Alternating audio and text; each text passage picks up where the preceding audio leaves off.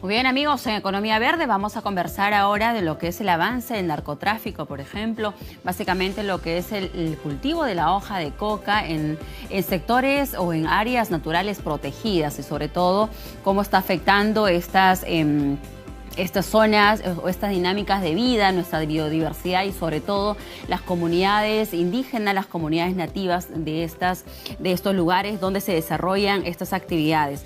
Por eso está con nosotros aquí en Economía Verde un invitado, él es Fran Casas, experto en políticas de control de drogas. ¿Cómo estás, Fran? Muy buenas tardes, bienvenido a Economía Verde. Muy buenas tardes, Romis, encantado de estar en tu programa. Bueno, queremos abordar esta tarde este tema de gran interés, porque cuando nosotros hablamos de las áreas naturales protegidas, si bien es cierto, resaltamos la dinámica de vida, la variedad de fauna, flora, pero también hay una amenaza latente y sobre todo que está ganando terreno, que es el narcotráfico. ¿Cuál es este estado de vulneración en la que se encuentran las áreas naturales protegidas respecto al avance del narcotráfico en sí? Efectivamente, como tú lo dices, Romy, hay varias amenazas las que están ahorita invadiendo, ganándole espacios a estas áreas naturales protegidas. En principio hay que entender de que, si bien muchas veces asociamos al narcotráfico desde la figura de las organizaciones criminales, por ejemplo, como los cárteles que en algún momento existieron en Colombia, en realidad el narcotráfico es una economía y funciona bajo esas leyes de la economía, ¿no? De la demanda y la oferta. ¿Qué ha estado pasando en los últimos 20, 30 años? Que la demanda internacional de esta droga, específicamente de la cocaína, no ha decrecido. Por el contrario, se mantiene en constante crecimiento. ¿Quiénes son los que consumen esta droga? Pues fundamentalmente países de Europa, países de Norteamérica y en los últimos 10 años en el Mercosur sudamericano, ¿no? Llámese Brasil, por ejemplo, es un gran consumidor de esta droga. Nuestro país no es tanto un país consumidor de esta droga. De hecho, menos del 1% de la cantidad que se produce en el Perú de cocaína es consumida a nivel nacional. Eso es en primer lugar. Y en segundo lugar, lo que nos hemos encontrado en principio es con un problema que ocurrió hace muy poco, el COVID, que generó que se detengan muchas de las acciones de control y lo que generó que haya mayor nivel de espacio para que esas actividades económicas del narcotráfico, una de ellas la del cultivo ilegal de hoja de coca, pues permanezca, ¿no? Eso ha generado que se distribuya en gran parte de la Amazonía y ya no solamente está en la Amazonía en general, sino que haya invadido ciertos espacios que son importantes para el Estado, como las áreas naturales protegidas. ¿Se tiene una data de cuánto era la producción, por ejemplo, en lo que es el cultivo de hoja de coca y cuánto ha avanzado en los últimos años? Y de ese número, hacer esta diferenciación, ¿no? Lo que es para el consumo tradicional, medicinal, y lo que se presume estaría siendo dirigido para la elaboración de droga, básicamente. Sí, casi el 95% de la hoja de coca que se produce en nuestro país se destina para fines del narcotráfico. Solo el 5% se utiliza para fines del consumo tradicional, ¿no? Que es aproximadamente 9.000 hectáreas, en el cual son utilizadas para fines del picheo, para fines de la industrialización lícita, pero casi el total, el 95%, se destina para fines del narcotráfico, lo que genera ya varios problemas asociados a ello. ¿En cuánto se ha incrementado esa frontera de producción, frontera agrícola, en lo que es producción de cultivos de hoja de coca? Aproximadamente el 11% respecto al año anterior, ¿no? En el 2021 había aproximadamente 81.000 hectáreas de cultivos de coca, hoy estamos a 95.000 hectáreas de cultivo de coca, casi en los mismos niveles en que nos encontramos en el año 1995. Lo que implica indudablemente un retroceso, si que lo queremos mirar ahí, ¿no?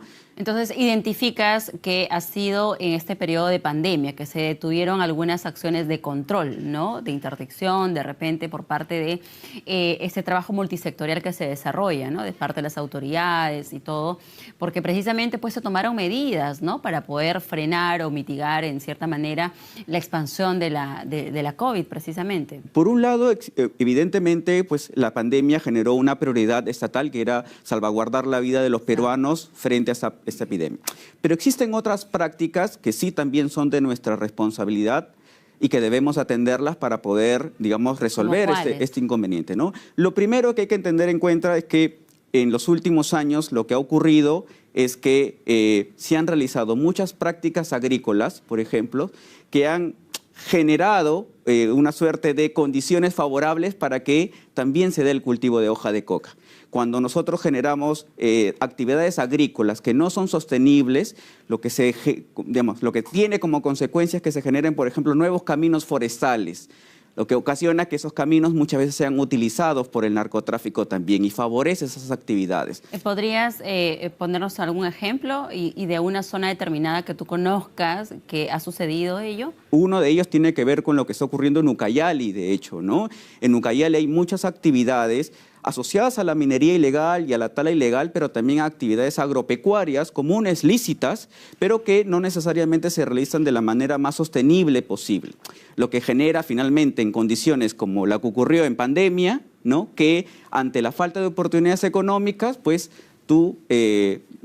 cierta población mute hacia las actividades ilegales. Ajá, eso genera que las condiciones pues se mantengan y persistan, ¿no? Ok, tú has hablado también de lo que son estas expansión de áreas, ¿no? En lo que es el cultivo de la hoja de coca, pero principalmente, por favor, podrías identificar estos sectores que ya comprometen las reservas o las áreas naturales protegidas, por ejemplo, como cuáles, ¿no? Y sobre todo porque se entiende cuando uno piensa en las áreas naturales protegidas, que es una barrera natural, ¿no? O sea, no es que esté con alambres, que esté cercado, ¿no? Es decir, se sobreentiende de que el área geográficamente obviamente se identifica, pero no es que tengamos a un vigilante en determinado punto para decir hasta aquí no más llegas, ¿no? Sí, efectivamente. Digamos, el Estado define una serie de territorios a las cuales le da la categoría de área natural protegida justamente por las condiciones de diversidad biológica, claro, por sus condiciones culturales y los beneficios que tiene para la ciencia, ¿no?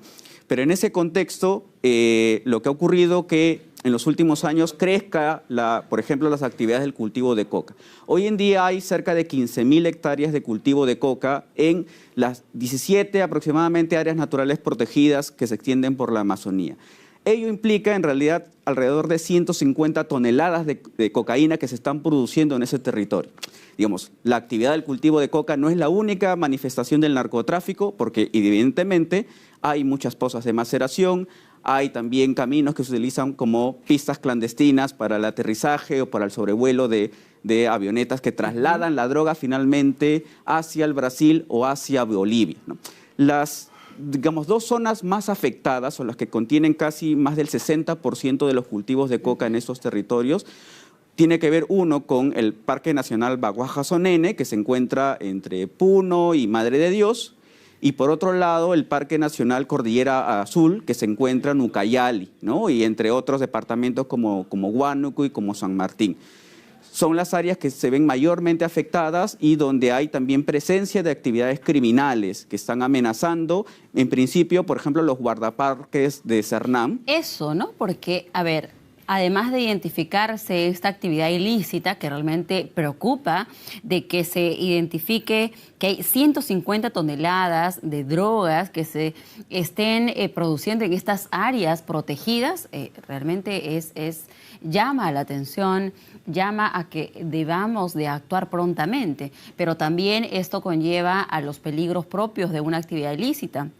Mencionabas, por ejemplo, la propia integridad, ¿no?, de los guardaparques, de los líderes de las comunidades indígenas, que precisamente al poder cautelar este sector, pues al final empieza esta cadena de violencia, amenazas, y ya sabemos cuál es el final, porque tenemos 30 líderes indígenas asesinados precisamente con este tipo de sucesos que están vinculados una de la otra. Evidentemente, lo preocupante de este tipo de economías ilegales, además de su manifestación, son las consecuencias que generan, ¿no? Uno, la violencia, ¿no?, en términos de generación de homicidios asociados a grupos criminales, fundamentalmente extranjeros, presencia de muchos conectores o coordinadores de cárteles o de mafias asociados a grupos de Brasil, a grupos de Colombia, grupos de México.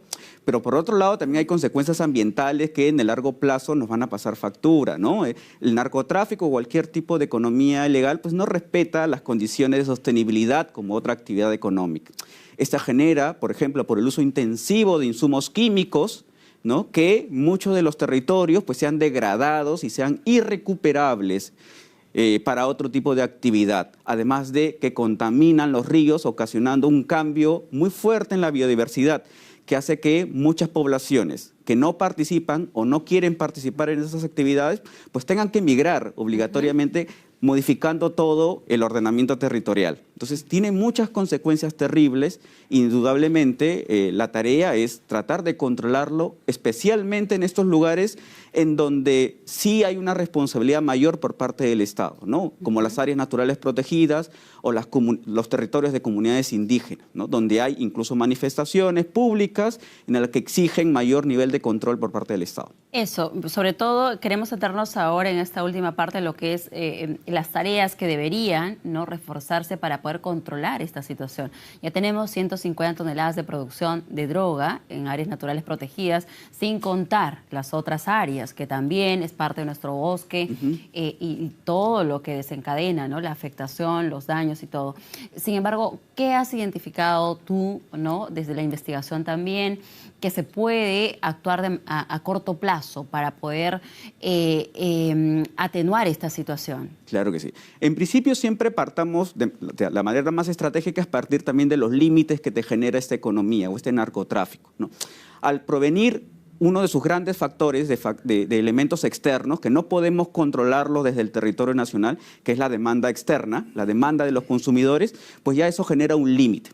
Lo que hay que priorizar, y es lo que se han establecido, por ejemplo, en la Política Nacional de Control de Drogas, como en las estrategias de control de cultivos ilícitos del CERNAM, es priorizar ciertas áreas que son de alta preocupación o de alta vulnerabilidad. Tiene que ver con las áreas naturales protegidas, con algunos territorios de comunidades indígenas, algunos territorios de concesiones forestales, por ejemplo, ¿no?, que son áreas mucho más controlables y en el que tú podrías concentrar tanto tus acciones de erradicación de cultivos, de desarrollo alternativo, de incautación de drogas, ¿no?, de investigación y persecución criminal, en estas áreas en donde tú puedes controlar y puedes medir y puedes, digamos, por lo menos protegerla, porque, digamos, el daño que se hacen en estas zonas que son mucho más especiales respecto de otras, pues es terrible no solamente para los peruanos, sino en general para la humanidad.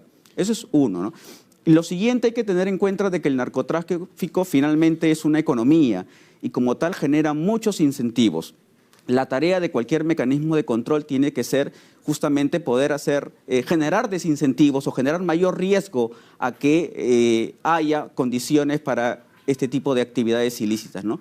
Y a partir de eso tiene que, digamos, se trabaja a partir de dos elementos en paralelo, ¿no? Uno es generar, evidentemente, condiciones de desarrollo económico, ¿no? Claro. Para que las personas tengan mayores oportunidades. Lo que mencionaba de los cultivos alternativos, pero también un acompañamiento por mucho tiempo, ¿no? Exactamente. Y de hecho se aplica, de hecho nosotros hemos compartido aquí muchos programas de trabajo, pero lo que queda claro es que falta todavía mucho por hacer.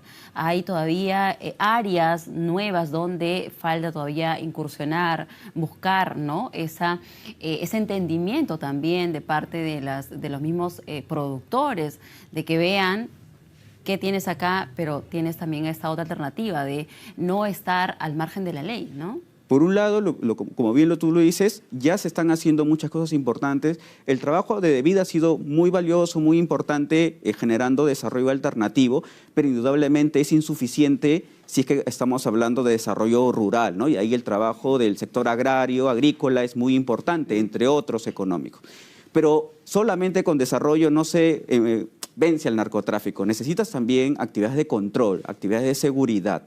Y ahí es muy importante que las acciones de seguridad sean, en principio, se incrementen, sean mucho más agresivas. ¿Por parte de quién estamos hablando? ¿Fuerzas Armadas, policiales? Por parte, por ejemplo, del sector interior, en las acciones de erradicación del cultivo, mantener metas operativas de, por ejemplo, 25.000 hectáreas y que estas perduren en el tiempo. Cuando el narcotráfico cada año aumenta, pues no es lo más estratégico. Bueno, entonces el control tiene que ir en función de cómo se mueva el problema público. Pero también hay otros elementos que tienen que ver con la regulación de las actividades lícitas, que también generan condiciones a veces para actividades ilícitas como el narcotráfico.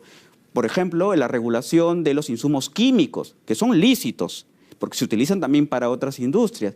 Pero allí es importante poder también trabajar en la fiscalización, por un lado, aparte de SUNAT. Bueno, pero están regulados ya muchos insumos, ¿no? Están regulados. Sobre todo en la zona del Braen, por ejemplo, su traslado.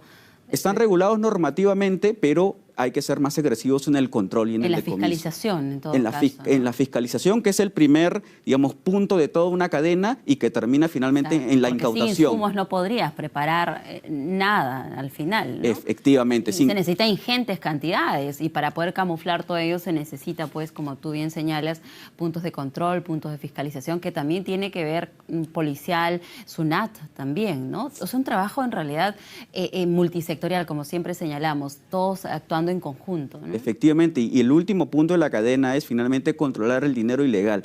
Finalmente existe el narcotráfico, a diferencia de lo que ocurría con el terrorismo, que sí buscaba destruir el Estado de Derecho. El narcotráfico no le interesa destruir el Estado de Derecho, más bien vive de esta o de sus zonas grises, porque lo que le interesa es el dinero. Entonces también hay que ser mucho más agresivos en el control de las actividades ilícitas o de cómo se moviliza este dinero, ¿no? Con el control del lavado de activos, por ejemplo. Entonces son elementos que hay que, digamos, mejorarlos en el territorio, focalizarlo, porque el territorio es muy amplio como para tratar de abarcar todo. Y una de las prioridades del control territorial tiene que ser definitivamente las áreas naturales protegidas y sus zonas de amortiguamiento.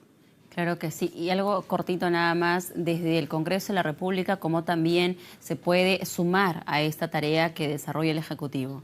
Bueno, en principio, lo que se requiere con la labor legislativa es, por ejemplo, digamos, ser un poco más sensible, que las actividades que se realizan promocionando el desarrollo u otro tipo de actividades puede implicar consecuencias negativas para el avance del narcotráfico. El narcotráfico no actúa de manera separada a las condiciones reales de la actividad económica en la Amazonía. Entonces, muchas veces de buena fe podemos ampliar condiciones para que se desarrolle una actividad agrícola, pero a la vez estás o generando carreteras y a la vez puedes estar dándole espacio para que el narcotráfico actúe. Y en el caso del Ejecutivo es incrementar recursos, ¿no?, para poder, primero, fortalecer las capacidades logísticas de las instituciones de seguridad y, por otro lado, plantear una estrategia que se adecúe a la dinámica del problema público, ¿no? El narcotráfico no es estático, se mueve y por lo tanto no podemos mantener metas casi inerciales porque simplemente con eso cumplimos en el check de dar reportes al MEF, pero no generamos valor público, que es lo que nos interesa finalmente. Y además que detrás de todo hay todo un problema social, ¿no? Porque si bien es cierto, como Perú, como país no somos consumidores, pero detrás de este ilícito se desprenden otros delitos, ¿no? Crímenes, que es de repente el más grande, trata de personas, en realidad un sinfín de delitos que es importante que pongamos atención, por eso que queríamos en todo caso tener esta actualización de cómo baja el avance del narcotráfico en estas áreas naturales protegidas. Sí, solo si me permites un punto adicional nada más. Una de las cosas que sí es muy preocupante, que es muy riesgoso, además de lo que hemos hablado, es que en este contexto global en donde hay problemas y recesiones económicas, y nuestro país no va a ser ajeno porque vive en un contexto global, pues preocupa que, por ejemplo, ¿no?, con estas 95.000 hectáreas de cultivo de coca, 800 toneladas de cocaína, se está movilizando cerca de 1.500 millones de dólares. Tenemos que evitar que esa economía ilegal sea el motor de las economías locales de la Amazonía. Entonces, tenemos que ser mucho más agresivos en este trabajo de control del narcotráfico. Además, porque hay mucho, escuchaba también en algún momento que decían de que el cultivo de la hoja de coca demanda menos esfuerzo, es como hierba mala que crece, ¿no? Entonces debemos de presentar una alternativa, ¿no? Hay mucho menos inversión en esto ilícito, pero también darles esas alternativas que necesitan para poder cambiar, ¿no? Realmente quedan muchos pendientes, pero muchísimas gracias, Fran, por ayudarnos a entender mejor esta situación y sobre todo darnos ese camino, ¿no? Esa hoja de ruta, por así decirlo, para poder conocer y sobre todo desarrollar estrategias y hacerle frente a esta problemática. Muchísimas gracias a nuestro invitado, él es Fran Casas, experto en políticas de control de drogas. Hasta una próxima oportunidad, Fran. Muchas gracias. Muchas gracias a ti, Rome. Hasta luego.